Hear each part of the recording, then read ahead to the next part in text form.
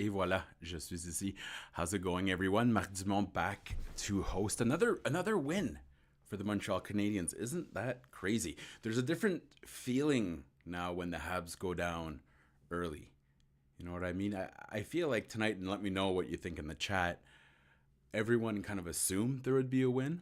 So it's a lot more fun to discuss hockey as well. Let me just pull up the chat here on my phone because I will be flying solo tonight. Obviously, the biggest news recently was Emil Heineman unfortunately got struck by a car while he was in Utah. Now, we don't have any of the details or whatnot. Hockey doesn't matter. It's not serious, but hockey doesn't matter. He'll be back in about 4 weeks. It's unfortunate for him just because he was having such a great rookie season. You know, he's and he's still tied for third in goals for the Habs, I believe. Emil Heineman on the fourth line. So we wish him nothing but the best of getting back to, getting back to full health. And next time you're driving out there, I'll admit, when I was only driving, I used to think all the pedestrians and the bikers were jerks. Then I started biking a lot of places. I realized, okay, maybe the pedestrians and the drivers are jerk. Now I walk everywhere and I realize everyone's a jerk. Just slow down when you get into those intersections. I walk about a kilometer to my grocery store, and every single time, and listen, when people say go ahead, I say, nope. I live in Montreal. There's absolutely no way I'm going to do that. But they'll encroach you. They'll come close to hitting you. And it's like, I'm going on 10 years here, and every single walk to the store, someone has come within inches of hitting me with their car. So next time you're in your car, just take a deep breath when people are walking, and you have this little magical machine that when you press it, there's this combustion that happens in your engine. Then you move. You fly super fast, so you don't have to worry about that pedestrian taking an extra 10 seconds to cross the crosswalk. Now it's probably going to come out, I'm going to look like an ass again. It'll probably be like Heineman was doing something crazy in the crosswalk, but we should all still take a deep breath when we're driving. Trust me, it'll just make things better. You're not in a race with anybody. Okay, so in our... yeah, they mentioned... Who was it here that mentioned I had a great picture here by Thomas? Yeah, I in general, I've begged them to just stop using my face on any of the promos because, I don't really have to explain that. And I have to see it every day, too. There's this damn invention called a mirror. But at some point, they'll be... hopefully, we'll be back to using it. I'm the one that's supposed to be doing the promo picture, so I can't really complain right now. As Thomas mentions, Heineman slammed his fist on someone's hood for fun. Yeah. The other fun part about Heineman this year has been, and we saw it last year in Laval, was his penchant for going for hits and just really delivering those slightly later than usual hits. And what I mean by that was that Heineman was a guy who, if someone had the puck and got rid of it, he was chasing the puck. In Laval, he started, okay, fine, I'm going to finish my check every time. Now, there's a point of diminishing returns there. You don't want to be a guy that's always chasing the checks and super far from the pucks. But thanks to Heineman's anticipation and his skating, he can kind of do both. So what we saw this year, and it'll start over again when he's back, was something that was really born in Laval last year. Jerry's here, says, what a game for average compete Laine Hutson. Okay, we'll talk about Laine Hutson in the first period. It's just at this point, it's kind of like you're at the bottom of the lake. People that are still haven't, have a really hard time saying like, hey, this kid is good. You're at the bottom of the lake saying there's no holes in my boat. When you try to say that a guy like Laine Hutson has average compete. But anyways, we'll get into that in the first period. In the meantime, I'd like to suggest for everyone to go in to check out Hyperdrive Hockey. So we have our friend Daphne Malbeuf and Maxime Van Hout. Also with Kevin. That's 3 promos in a row that I mentioned Kevin, so that's pretty sweet. Kevin Laramé, and they'll be on Tuesdays and Thursdays in the new year. So make sure to check them out. They're on this channel, which if you'd like, you can subscribe, or check them out on Amazon, Spotify, Apple, anywhere you get your podcast, or check them out on the GameOverNetwork.com. So, 3-point night for Laine Hutson. It's surprising that it's his first 3-point night, but it's going to be the first of many, right?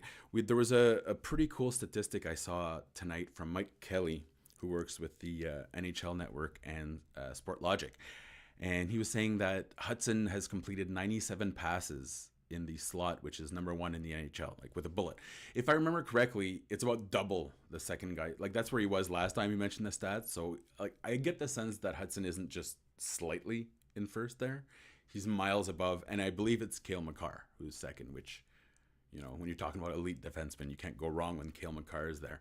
So the way I look at this is that that's great, but there's still some work to be done, and it's not from Hutson, right? It's the guys that even tonight, you know, Dvorak got fed a perfect pass. Several other guys got fed a perfect pass, and they kind of just screwed the pooch there. And we've seen it dozens of times this year. Players not real like, oh crap, Lane Hutson got the puck directly on my stick. Should I shoot now? And by then it's a little late. So I actually expect his production to go up. And okay, so the compete thing. I have to be careful here. I'll say this. There was a particular writer, I'll just say it's Corey Pronman, who wrote his under 23 rankings. Now, these rankings are difficult to put together. It should, that's the key word here, should take multiple hours of viewing of a single player. At least that's how I feel comfortable providing analysis. I wrote something about Alex Carrier after 6 games, and I was like, man, that's not a huge sample size. I'd really like to have more. So it's impossible for a guy like Corey to watch all these guys enough to really judge properly. That's the issue here. It's the assignment's just impossible. You need a team of 4 or 5 people, and even then, you'd miss the boat on a few. So, consequently, being the one person doing it, and don't forget, like there's a lot fewer resources there at the Athletic now to go ask. Right? He's rowing on his own right now. So, I believe Lane Hutson was ranked 39th in his under 23 rank, 39th or something like that. Like, even without having watched him, which is clearly what happened here, it's laughable, right? I mean, just the fact that right now Lane Hutson's on pace to have one of the best rookie seasons as a defenseman in terms of production, you know, like the fact that you'd put, was it 39 or 39? So there are 38 other players. Hey, I would have given 5-10, and every fan base is going to complain here, but that is just, let's be honest, that's just missing the boat completely, or it's intended negligence, which I don't think is the case. I just think it's a lack of having watched him play, right? Like, what else is the answer here? But here's the key. Who gives a shit? Like, honestly, outlets are doing this all the time as they have some outrage. Remember last summer, it was Nick Suzuki's bound for a downtick in assists or points. I forget which outlet. No, he's not. Nothing ever said he was bound for that. But if you stick Nick Suzuki's face on that tweet, people are going to click. And Habs fans, we're not great at this, because what happens is then you spread it. Hey, look how stupid this is. Here's the link. Here's the link. So tons of hits go out for it. So they're going to do it again and again. So my recommendation, and it's so difficult, ignore it. Just ignore it. It's pure bait. It's rage bait. And it takes 2 to tango in this case. Anyone that's had an opportunity to watch Hutson enough would be lying through their teeth to say that they're, you know, in the 40 range of the U23 players. Right now, he should be, and this is coming from management, hockey management, and scouts. Even 2 of them that last year, they jumped into my DMs, and that's who I get. That's who slides into my DMs. It's scouts. To say, like, hey, man, maybe you should cool it on Hutson. Like, we know what he did in the NCAA. It's going to be different here. But, and I kind of made some enemies there. I was like, hey, I watched every single shift in the NCAA. This guy's going to be very good. You know, he's going to be good. It's just to which point and how quickly he gets there. He's gotten to that point incredibly quickly. And it took him almost no time to adapt. But here's the other part. He is getting better. So we're seeing just his defensive numbers are already improving. So who cares what the person that saw Hutson play 3 shifts says? Honestly, who gives a crap? It doesn't matter. What matters to the Montreal Canadiens is they have a player that is knocking on elite. Like, if his defensive numbers go up a little bit more, then I say absolutely we can call him elite. He's outproducing almost every defenseman in the NHL. He's creating more high danger chances than every defenseman in the NHL. He is a phenom, and he hit the ground running, and there's 15 to 20 more years of this. Just be happy that you have the type of player that will induce prospect experts into error and create jealousy from fan bases. Like, that's what you want. That's what you want in your lineup. So just be happy that there are some people that are kind of clutching to the idea that Lane Hutson isn't very good, because it's entertaining as hell. It's genuinely entertaining as hell. So let's jump back into the chat here. Oh, Lane Hutson had 3 points last week, said Thomas. Yeah, but not in one game. So he's improving by leaps and bounds. That means 9 points next game. And Bernardo mentions, okay, the other thing was this one is actually funnier because it man, and I understand why he or his editor got this wrong. Like the other part is these are big, no matter what, there's gonna be mistakes. Now this is funny because how's it going, King of the North? How's it going? Bernardo mentioned, don't worry, he still has a chance to be a top 4 D man, and that I believe I didn't read it. I'll be honest, I don't click very often on that site, but it said that Hutson has a chance to be a top 4 defenseman, which to me reads like one of those guys that had jumped in my DMs. It was like, shh, calm down. It could. Listen, he's already top 30 for ice time. He's top 10 for points. What does that make him? What does that tell me? Like, how many teams in the league again? 472? Yes, okay, then he has a chance to be a top 4 defenseman. But that's just anyways, no need to get upset at it. It's jokes. It's big jokes. And if there's one guy, because I feel like I've knocked on the Athletic a lot, one guy that I would trust to do this big project, it's Scott Wheeler. So if you want great prospect information, my opinion, strongly, and man, he does the homework. When you read Scott Wheeler's write-ups, you're like, this guy watched a lot, and he goes out of his way to get information for everyone. I feel like he's probably the best, prospect guy going. And I don't want to take anything away from my friends at Elite Prospects. There's a lot like David St-Louis, also one of my favorites. But if you're going to go on the Athletic, just check out Scott Wheeler. Absolutely just fantastic.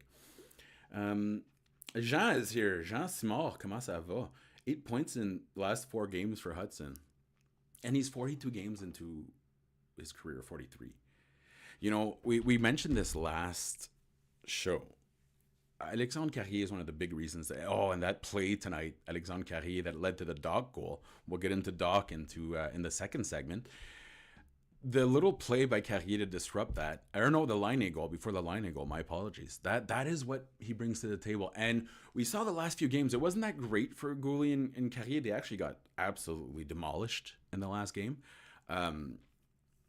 But I was expecting that to happen a little earlier between Goulet and Carrier, because they just hit the ground running out of nowhere. You think there's got to be bad games. Well, they had one bad game, and they bounced back with another fantastic game. And it's just those little plays.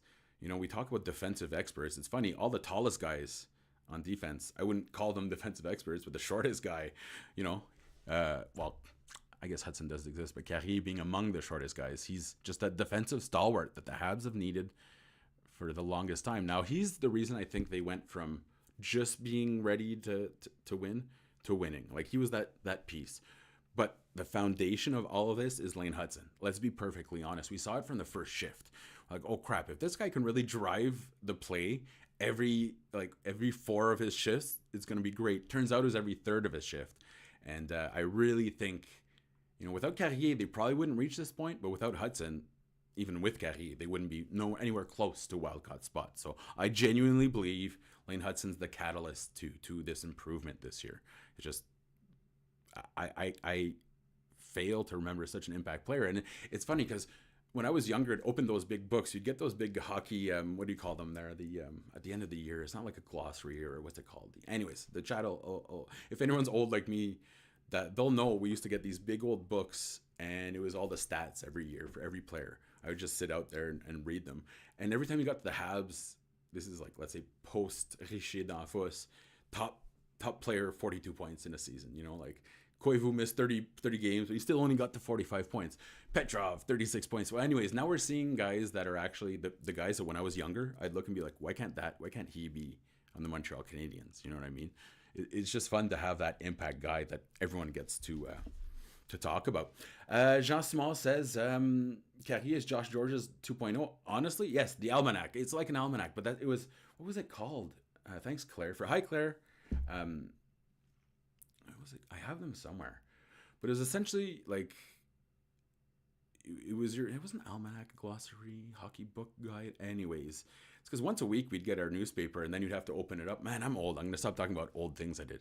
All this to say is when I was much younger, I was hoping the Habs would have an impact player like Hutson, and now they are here. Oh, he's gonna get paid, absolutely, Thomas. There's an article tomorrow coming out, Montreal Hockey Talk, by Marco, who he sent me a message, and it was a great message. It's like, hey man, we need to start talking about Hutson's salary and what he's gonna, what the Habs are gonna do with him. And I was thinking, man, it's a little early for that. I made a note to respond to him. Of course, anyone that's texted me will know this. Except for I got back to Claire. She texted me, but I got back to Claire. I forgot to get back to Marco. And this morning I was thinking, man, it isn't too early. We need to start thinking about his mega contract. If the Habs could, obviously it's 1 year into his ELC is what? So it's at this summer, right? Essentially his ELC burned last year. So it's this summer. It's not too soon. And I think you want to sign him.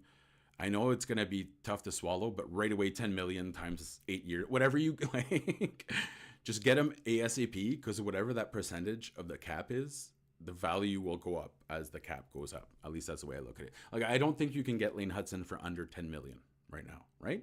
Is that how many? I can't switch my feed, or else you're going to get my my ASL when I was trying to speak with my hands the other day. But either way, yeah, he's in. Oh, bonsoir, Outridge. He's in the second year. He burned one, so yeah, it's time for his contract. You go 8 years, no matter what. And I don't think you can convince him that, it's not going to be like a Subban situation where you're like, I think the Habs learned their lesson here. It won't take Jeff Molson running in to be like, hey, can you please not like screw over my Norris quality defenseman, and I don't think Kent Hughes will go down that road either, because that really set everything, ripped everything apart in the Subban days. You want to remind Laine Hutson that he's valuable to you and that he's going to get paid what he's worth. That's the way. Okay. Thanks. Andrew's on mod tonight, I believe, or is it K? Either way. Don't worry about the book. Like, I'll find it at some point. Are you playing Marco Polo Secret Agent Man with Marco? No, I'm not. He's really good at anticipating that stuff. Me, I don't. Like, tomorrow's feels like a year away, so I'm all about what happened and what will happen on the ice. He's really good about anticipating what happens off the ice. I just don't have the mind for it, not even close. Okay, so this is the part where usually Kay would be like, Mark, you forgot to remind everyone to subscribe. If you want, you can subscribe. The mere fact that you're here, we genuinely appreciate it. The support has been fantastic. There's information below our video right now if you want to check out how to support us via the various avenues. But just the fact that you all show up here and I recognize so many names, j'apprécie beaucoup. I genuinely do believe it. Not believe it, but I do love it. Yeah, Kay never gets her due. I know Kay never gets her due. What can I say? At least I didn't. The last episode I did, I convinced everyone that I was doing the following episode, and Kay sent me a message after. She's like, "So do you wanna hop on with me, or what can you do when you get no sleep?" Hey, salut Bradford Northern. Good to have you going post game. The one and only. I hope so. I really, really hope so.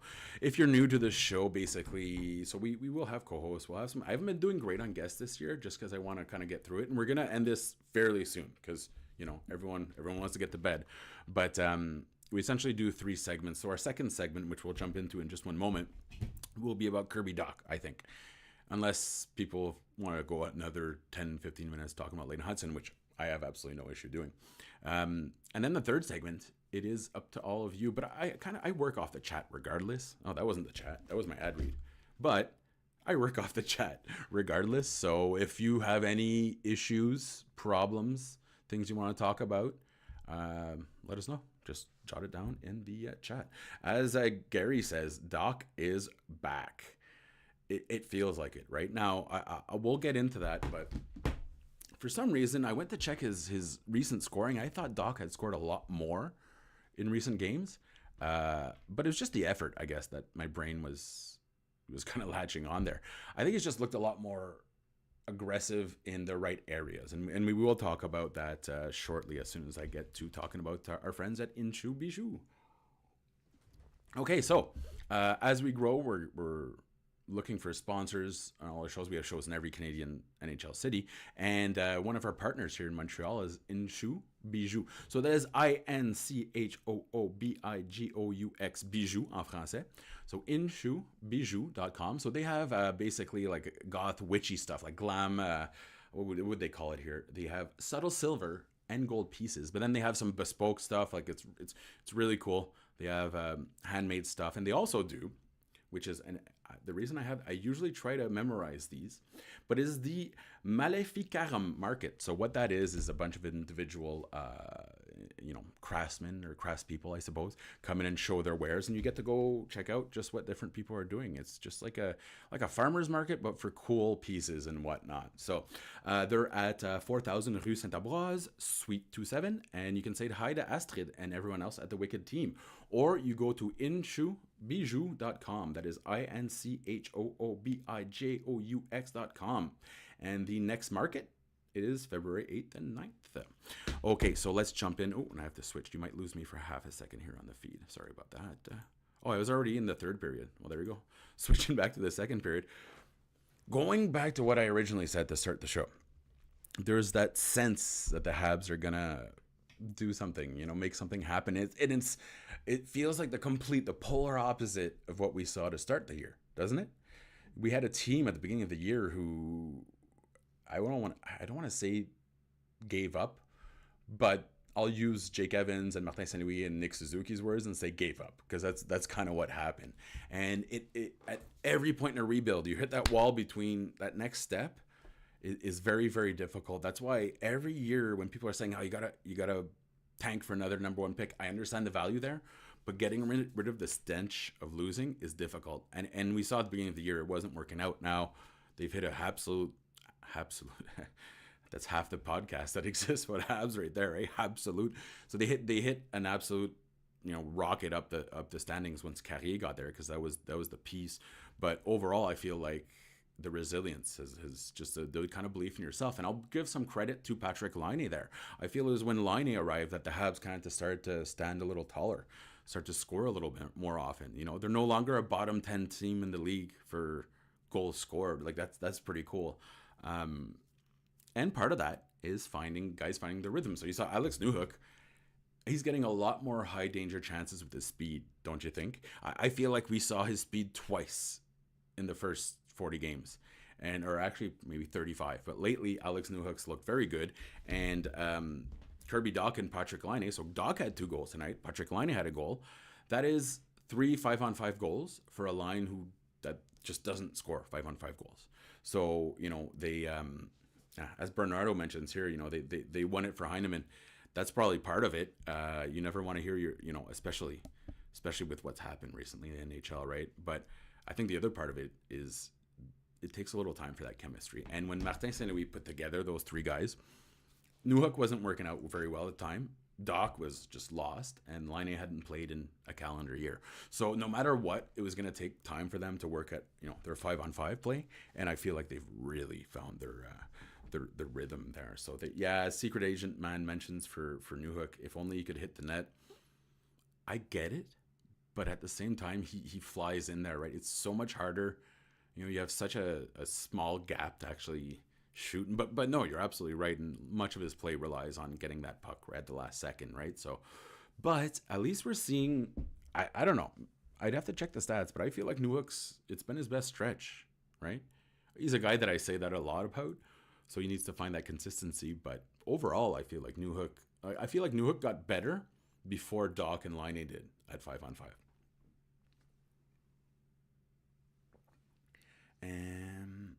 Okay, so let's talk about Dach. And before we get there, Trinka mentions Reinbacher skating. Yeah, that's going to be, I don't want to say it was a good thing that he had a rough injury that'll probably make him miss the whole season. He might get back for some Laval games. But taking the spotlight off of him isn't the worst thing. This is a guy who, from the moment he got drafted, everything was just overwhelming. He even admitted it while he was in Europe, and the whole goal for him in Europe was to get away from the noise. But here's the truth. You can't get away from the noise with the internet, right? So I feel like if everyone's expectations go down just a little bit, people will be probably, you know, I believe, and this is not being ironic, that he has the potential to be a top 4 defenseman. So hopefully in a few years he can come rub it in my face and point out how ridiculous that was. But I still think that, you know, Ryan Backer can be a solid top 4 defenseman. Absolutely. And yeah, he was skating. It was solo though, right? I missed it. I must have missed it this morning. But either way, I miss it. So yeah, Adam brings up a good point here. A fleet-footed winger that misses the net a lot. Maybe you should chat with Paul Byron. This is my usual when I bring up, or someone brings up Paul Byron, best guy you'll meet.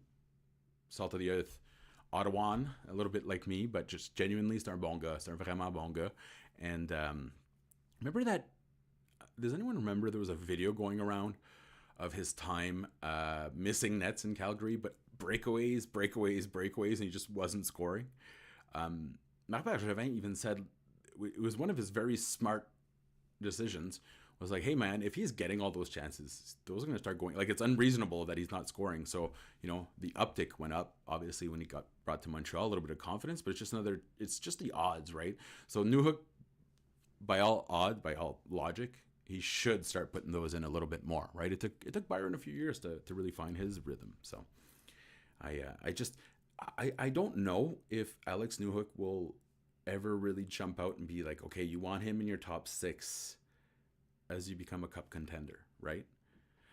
I just don't know if that's, like, consistency is there, because he has to have the offense if he's going to have, you know, the lack of defense. But either way, tonight, the second line, just fantastic news for the Habs if they get going at 5-on-5, and particularly, okay, so that first Dach goal, absolutely great. Go back and watch the second one, because that's how the Habs were playing. How, you know, the way Utah reacted was how the Habs were playing in the first half of the year. Just sitting around watching. Like, Dach should have never come close to that net. But, you know, once in a while, everyone falls asleep and you have time to tuck it in.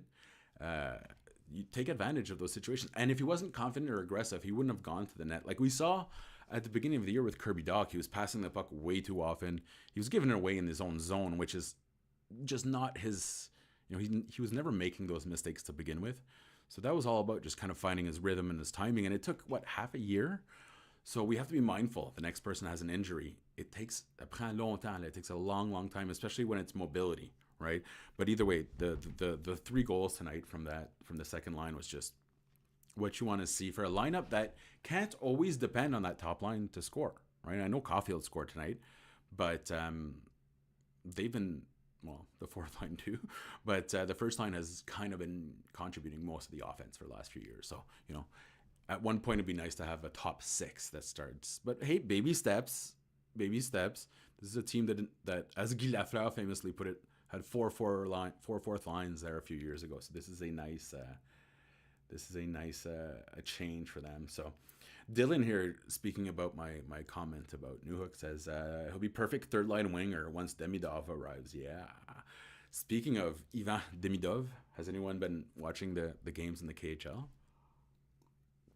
First of all, it's there's a whole lot of chaos happening right now, because they're all owned by, I believe, is it the oil magnet, or that's the state run, that one, right? Or no, it's an oil magnet. Either way, there's not much difference there. But Roman Rottenberg, I believe, is how you pronounce his last name. He was appointed. His father was Putin's good friend. That's literally the only reason he was put in as a coach. I'm not joking. He never even played.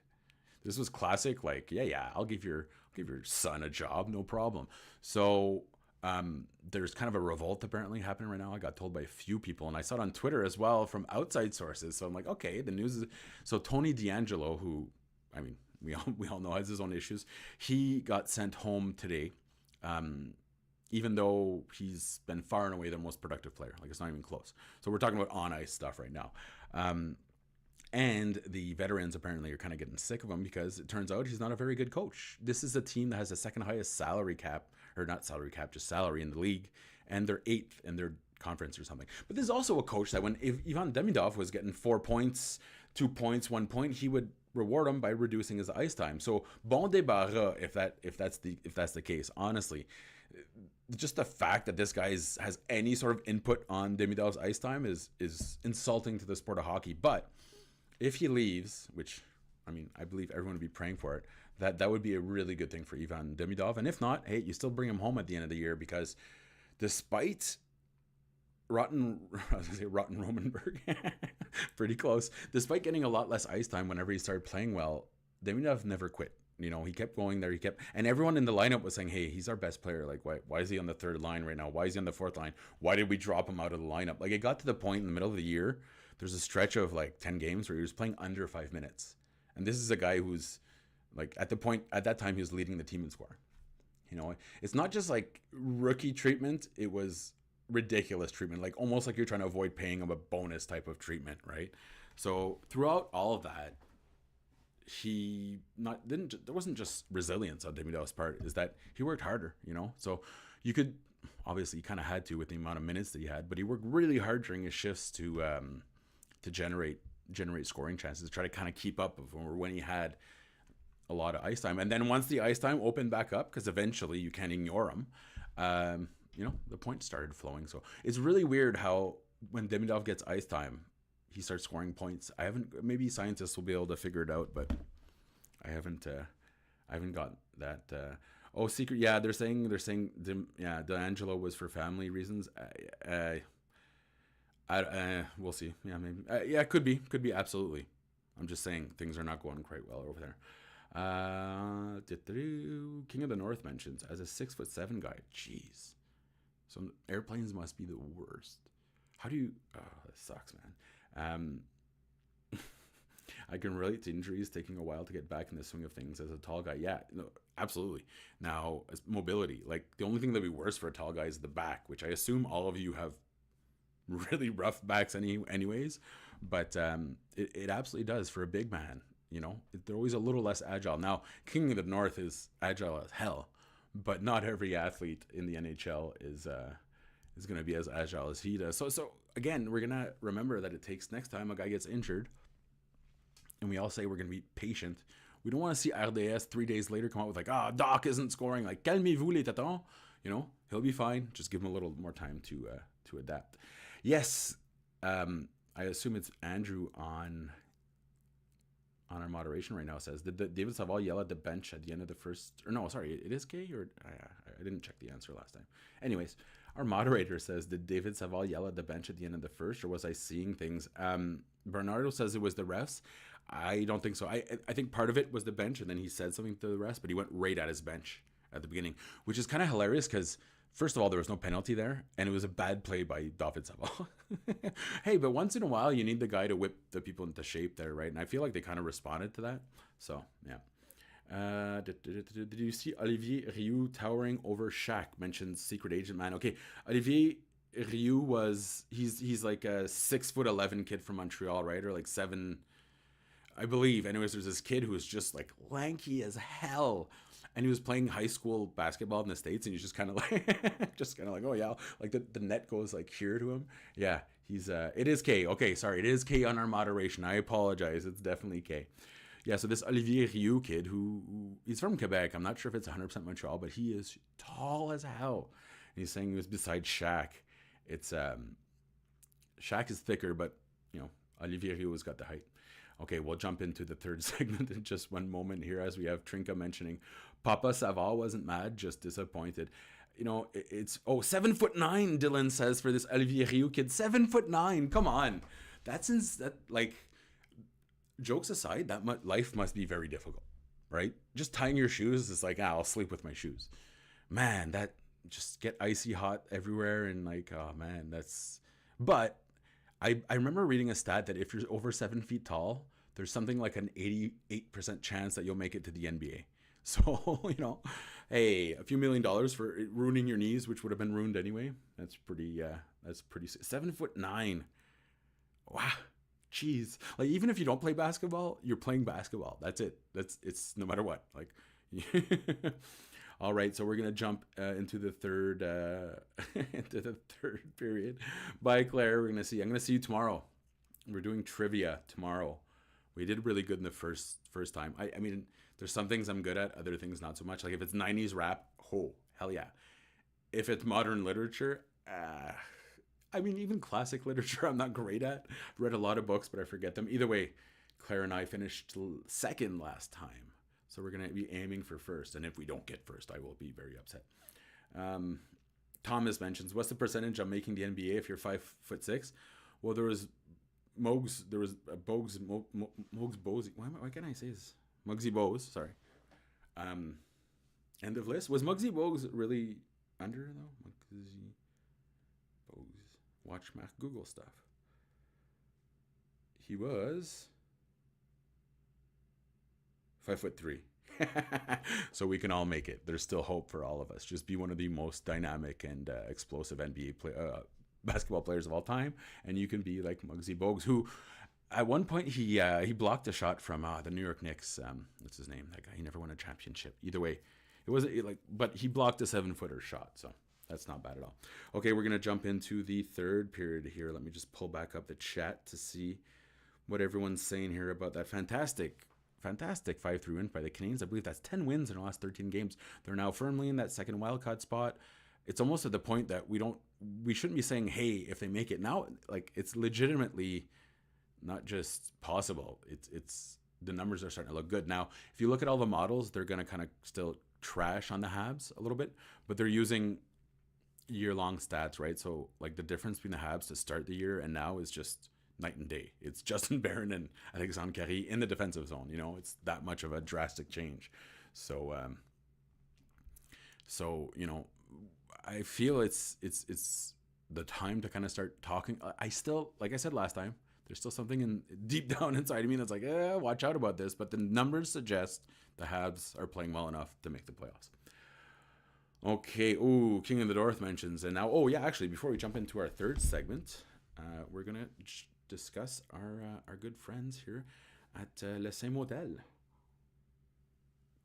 Okay, so they are in the same. It is the same building as our friends at Inchu Bijou.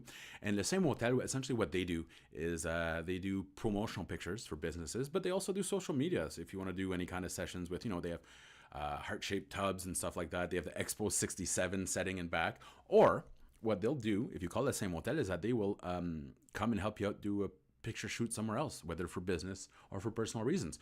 So we all know the value of getting those nice, great pictures. Like, ask Andrew right now. He's working on this one picture that I think we took with the Athletic like 8 years ago. So having good pictures is never the worst idea. And go check out our friends at Le Saint Motel to see if they can help you out with. They have 12 different decors, and they come to see you. So that is Le Saint Motel, our good friends and sponsors.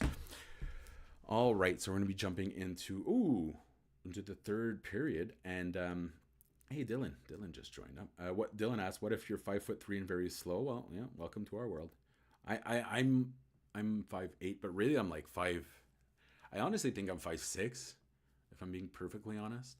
I just don't want to be maybe 5'9", I don't know, but I just don't want to be one of those people that are like, oh yeah, I'm 5'7" and 3/8. Like, come on, drop it. You don't once you hit that inch mark, come on, you can't.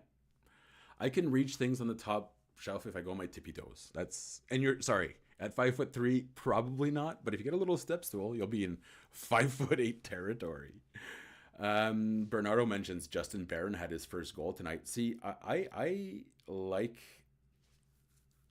the trade to a certain extent for the Predators, not because they lost. Obviously, they lost, but Justin Barron still has a lot of runway in front of him. Like, let's remember, last year he was still in the AHL. He would have been in the AHL this year if not for waivers, right? And his offensive impact was very, very good considering his ice time. So I totally get, if you could turn Justin Barron into a guy who doesn't play hot potato with the puck in his own zone, then man, he's got potential to be a top 4 defenseman, right? So his numbers, I was looking at them the other day, they look much better than they were in Montreal. So sometimes that new start is everything you need. And even Alexandre Carrier's numbers at the beginning of this year, they were terrible with Nashville. So it's working out for both people there. I will say though that, like, the Habs, and I noticed Elliot Friedman confirmed what I said about a week ago on the show, that other GMs are kind of kicking themselves in the ass there for not pulling the trigger on the Alexandre Carrier trade. Let's see what else the chat has for us today. We have oh yes, this is actually a really good one by King of the North. Are we buying at the deadline? I hope not. Is that as good as they've been? I don't think you want to, unless you can get like a Thomas Vanek type trade where I forget who it was. It was a young Swede there, Kohlberg. It was Sebastian Kohlberg and like a second round pick. If you can do like the Habs have a plethora of second round picks, and if you can maybe add in like a guy with top 4 potential defenseman, if you could add a top 4D in there, yeah, you're laughing, especially on the right. So you do like shopping, but I go bargain bin shopping. Let's invoke the spirit of Marc Bergevin here. The only way I'd see Ken Hughes making a big deal or like something substantial would be if the player has term, right? For the Habs right now, I think, because I don't want to say it, but like odds are you're not going to be adding a 25th banner, right, at the Bell Center or at the Forum, because the Bell Center is still naked by all logic. So I don't see the value of investing too much unless there's term. You just don't see Kent Hughes blowing it up and getting a first round. You'll use those second round picks and whatnot, the third round picks, the fourth round picks, even get some prospects in play. The Habs have too many prospects. Let's be perfectly honest. So if there's something, you shake the branches, but right now I feel like you're kind of just playing with house money if you make the playoffs. At least that's my take on it. I'd even go as far as I'd still trade David Zaval, even if they're in a playoff spot. I know that sounds crazy, but actually, am I going to contradict myself 6 seconds later? Yeah, it's not worth it. What are you going to get for Zaval? A 5th round pick? Like, if there's a decent pick out of it, sure. But yeah, I'm going to completely, the Mark from 10 seconds ago, what an asshole. He was wrong. You don't trade Zaval unless you can get decent value. It's just not worth ripping up the locker room right now. Bernardo mentions maybe Elias Pettersson. Jeez, isn't that crazy, that whole situation where you're looking like, should they keep JT Miller or keep Pettersson? I'd probably keep the guy that scores a lot more and has a positive impact almost every night, which is Pettersson. Like, how is that even I just don't get, again, like, I've had issues with coworkers before. Well, there was one big one that I guess that couldn't be resolved, but every other job in my life, there's been an issue, you could speak to it with other people, right? Just have an honest conversation, and if they're doing something that bothers you, they'll change it. It's really not complicated. And most people will be like, oh shit, I'm sorry that I made you feel like that. I will stop that, right? Like, most companies and most people will, that's the normal way to act. This whole like, they're angry at each other, man, lock them in a room. Who cares? Like, lock them in a room until they can figure it out. But they're not going camping. They don't have to send each other. They don't have to make friendship bracelets, right? Just like, tell them, guys, figure it out, and then that's it. You're too well paid to start bitching about like, hey, this guy didn't add me on Twitter. At least that's the way I look at it. Bell Center naked. Well, I still, as Kay, who is our moderator tonight, is bringing up, how come the Bell Center naked? Well, there's been nothing there. To me, this is negative, and it's too negative for a fun show, which we're going to end pretty soon. Again, I know it's very late, and I said I'd keep it short. But until they really put a cup in there, it's not where the Habs play to me. Like, it's still the Forum, and I know it's a mall now, but there's something special about that building. And until they get the special to jump into the next building, it's just an expensive building sponsored by Bell, right? That's the way I look at it. But in a few years, if they keep building on this, who knows? Like, I said it would take them about 4 years to start making the playoffs. So if they don't this year, they'd still be ahead of, or no, they wouldn't be ahead of schedule next year. But they're rounding the corner quite well. Now there's going to be some bad games. This isn't like a pure upward trajectory. There's going to be some ebbs and flows. But this is kind of what we meant by they're taking that next step. They're in the process of taking that next step. Okay, give me just one moment here. All right, so we're going to go ahead and close this down today. But I just wanted to thank everyone, again, for supporting us. We genuinely do believe yes, there you go. Trinka said it better. Until the ghosts of the Forum decide this team is good enough. Exactly. Oh, and King of the North wanted me to say Hamilton is bad again, which Steel Town, I don't know why. Hamilton stole his lunch when he was in high school, I guess. Anska, so we will be back. I believe I'm hosting next game. It might be K, but I'm going to steal it from her anyways. On vous apprécie beaucoup. We genuinely appreciate all the support. If you want to like and subscribe, that's great. All the information's below. But just being here, we genuinely appreciate it. We have Trinka, we had Vaguely, King, Jean, we had all our usuals. Claire was here, Claire is gone. But we thank you so much for supporting us. It means a ton. And hey, the good news is that we're talking about wins all of a sudden. Like how weird is that? We've been doing this for 2 years now, and we're finally talking about wins. So as Trinka says, yeah, merci tout le monde. Good night. Have a good night, Jerry. Have a good night, King of the North. Have a good night. And to everyone else that's watching,